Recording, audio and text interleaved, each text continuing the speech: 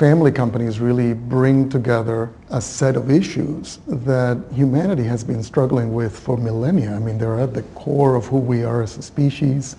Issues of collaboration with relatives, issues of inheritance, and it doesn't matter whether you got $1 billion enterprise or 5 goats. If that's what you own, how do you make decisions about how you're going to leave your assets onto your next generation? It's particularly powerful when it comes to the treatment of spouses. And we've come to segment that choice into 3 modes that families pick.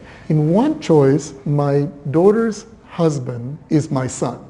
I adopt him. He's a full citizen of the family, and my expectation is that I wouldn't think of having a family meeting without inviting him. Of course, he's a family member.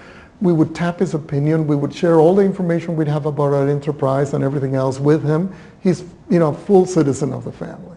In another choice, my daughter's husband is not my son, he's my son-in-law. There are certain things for which he's my son and certain things for which he's not my son.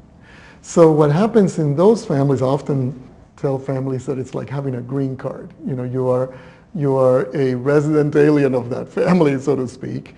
You have the right to pay taxes, and you have the privilege of working.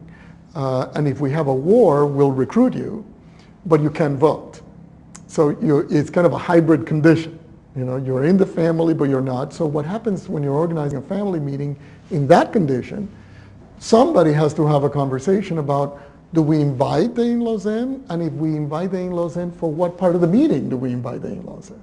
And then there's a third condition where my daughter's husband is just that, my daughter's husband. And in that condition, the assumption is that the in-law is not a member of the family.